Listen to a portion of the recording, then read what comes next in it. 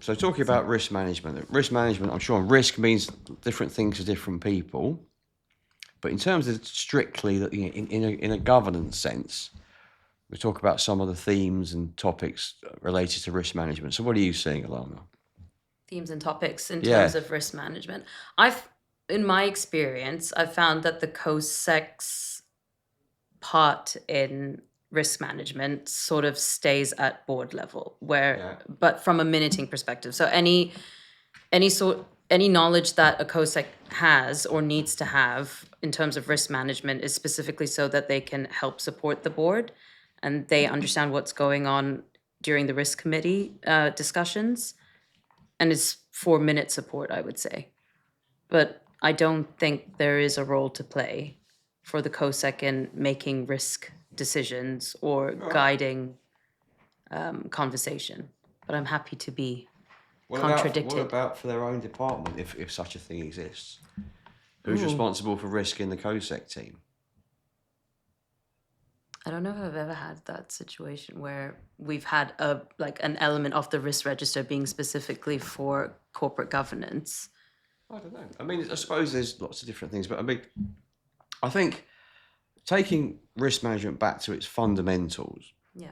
I mean, I suppose the the theory behind it, and this is something which most companies are familiar with now, is the three lines of defence.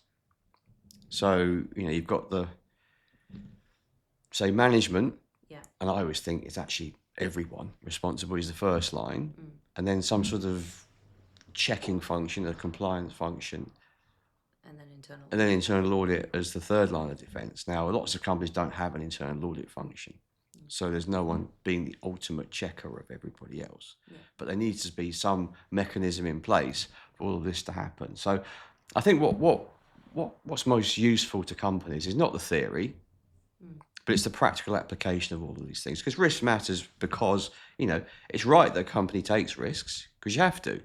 You have to do things which, are uncertain. You don't know what the outcome's going to be. But if you don't take risks, you end up not doing anything. Yeah. But it's how you manage it and making sure it's appropriate. So what have you seen that's worked well in the companies you've worked at, Joshua? In terms of risk. In terms of risk and risk management. Yeah. I mean, I think in the businesses I've worked in specifically, risk has not particularly been a heavy theme within a COSEC department. Yeah. Reason being, you've got your internal auditor, you said you've got the actual risk and compliance team that deal with those kind of things. I think from what I've seen, there has been more advisory on COSEC relevant themes. Yeah. So separate to that, I haven't seen too much involvement from the COSEC perspective, let's say. I mean, do you think the approach is different in that, because I don't think that you've worked in financial services much. No, you haven't. So in financial services, risk is a much bigger, give a much more prominence and consideration. But at the same time, that's where you often will have a separate risk committee, because a separate risk committee is not the norm for most companies. It is in financial services. Yeah. Most other companies will have it as part of the audit committee's terms of reference, the management of risk. Yeah. So, more questions from you, More Alana. questions. So I think, how would you add value as a COSEC to the risk department or the risk element of a board's discussions? Is there room for that, or is it specifically just meeting support sort of? Well, I think it's what the COSEC is. Where the COSEC adds value is identifying helping provide that mechanism. Yeah. And it's not just about documentation and the rules. It's about people understanding the purpose of why you're doing this and what you're seeking to avoid and what you're seeking to achieve. Yeah. So, and that's quite hard to articulate, and it does need to be written down. And then the board need to see it, and the board need to agree it. So then it becomes something which gets embedded, and people understand, we're doing this to achieve this, and this is how we're going to do it. But, be aware of these other factors, and these are things that we need to monitor. And it's the COSEC's role as that provider of information, that person who helps the flow of information around flow in both directions. So making sure procedure is followed. Well, There yeah. is a procedure to Well, be you know, followed. just informing the conversation. Yeah. Because if you think about a board meeting as just being a conversation between a group of people, which is essentially what it is, what the COSEC can do is make sure that the topics are relevant, timely, interesting, relevant, all of those things. And they're the things which the COSEC can advise on. Because governance, essentially, and risk management is just a component of corporate governance. Yeah. A lot of people, particularly in financial services, just alternate between the two terms. Governance is risk management. No, it's not. It's a component of it, but it is essentially, the right people talking about the right things at the right time. It is no more than that. I think it's important for COSECs to kind of have the knowledge, Yeah. and also, with that flow of work going through them, they can translate it into a language that the board understands and is relevant to just per se that matter. Yeah. Or,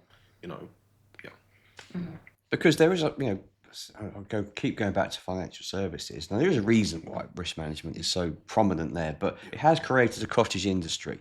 It has created its own language.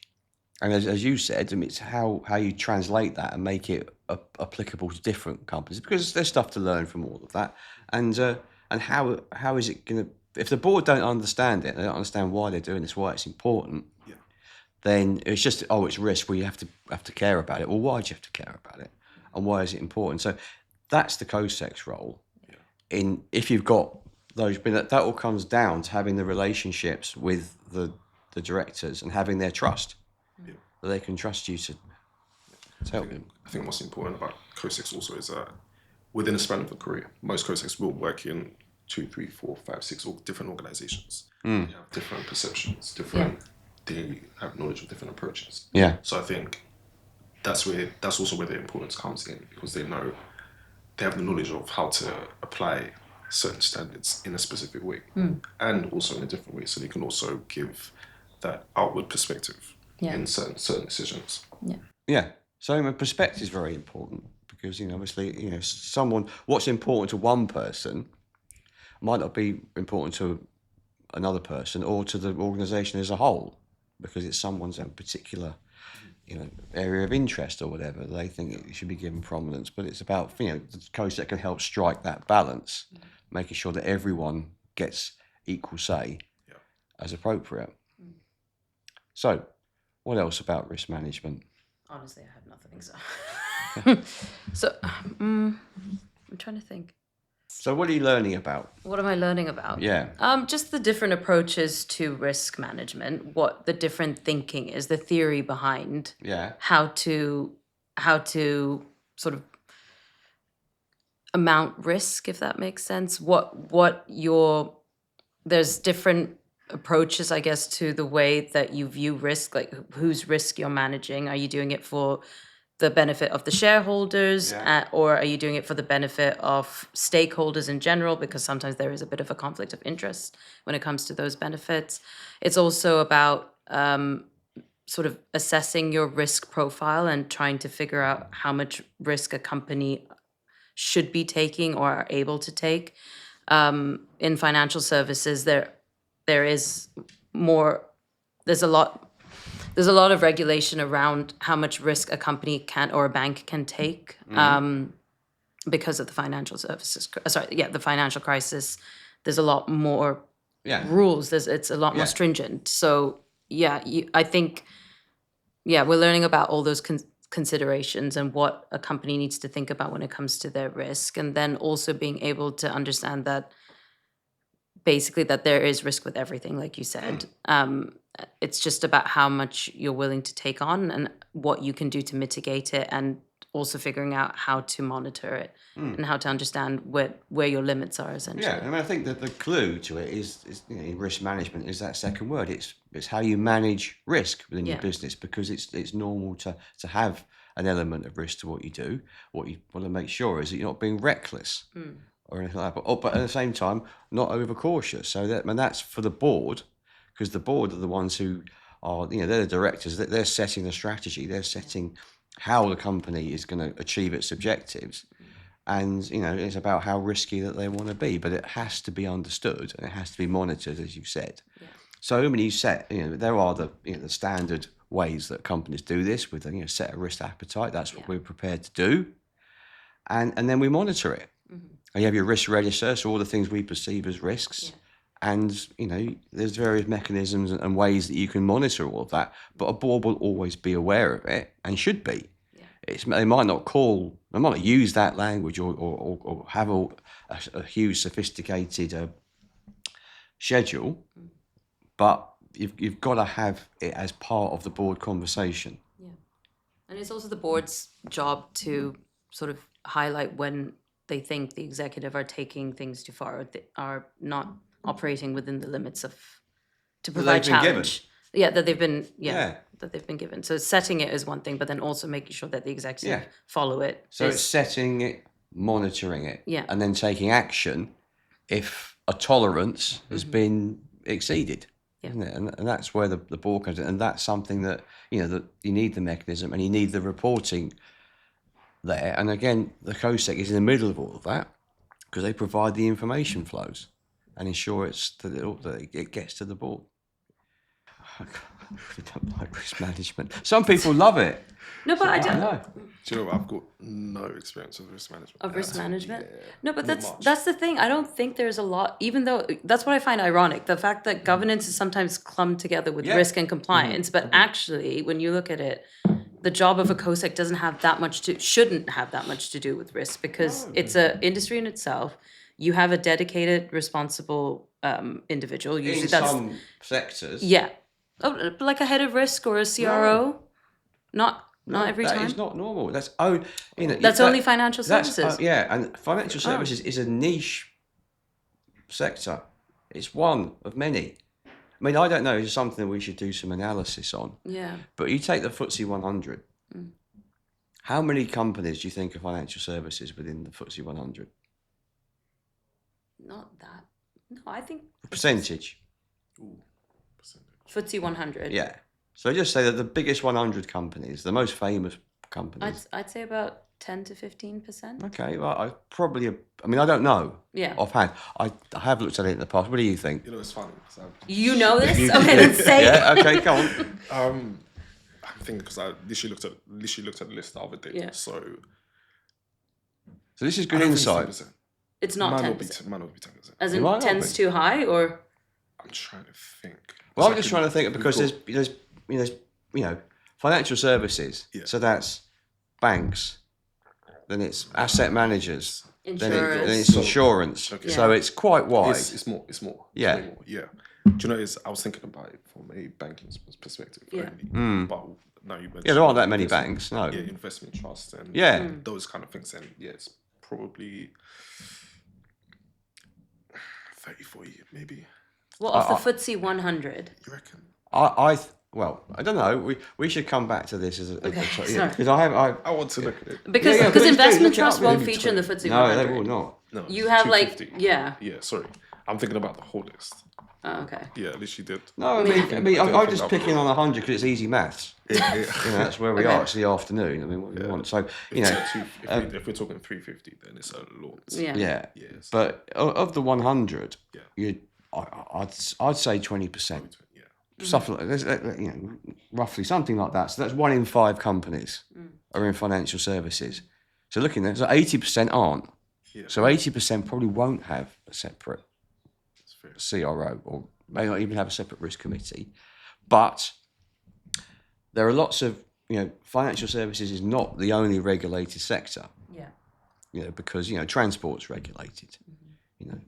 Healthcare is regulated. All of there's various different regulators in there, but of course it's not as stringent as financial services regulation, of which banking is the number one.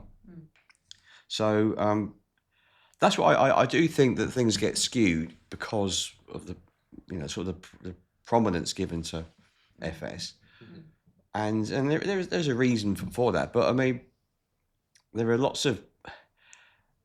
If you were to look at the FTSE 100, which I know that you have, I mean, there's plenty of companies in there. You must think, what do they do? Yeah. And I mean, I've looked at it. I thought, where were they? So you look up, you know, oh, well, it's mining, or it's it's catering even. You know, there's lots of big companies out there. You don't know exactly what they do. I think the last time I looked was AstraZeneca the number one.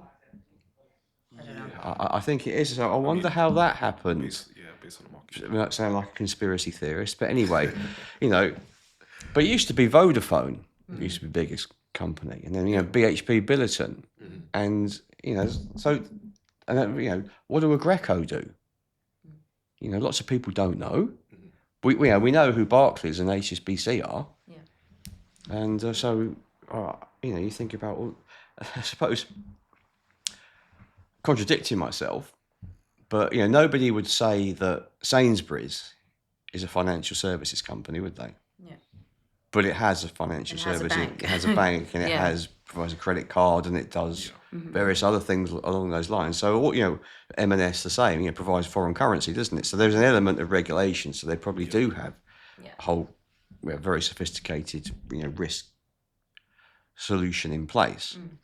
But I that's all I was driving at with that, is that we mustn't think that everything has got this whole risk management thing, because that strictly follows the financial services model. So that's the point I was getting at. But it's quite an interesting conversation. I think it is something we'll have to come back to, about the constituents of the FTSE 100. And what they're doing. Yeah. And because a lot of people don't know, but there's a whole load of assumptions as to who these, that it's one size fits all. But it can't be, because there's multiple sectors in there. And, all these companies doing vastly different things. And it just so happens that they're quite good at what they do, and they're listed.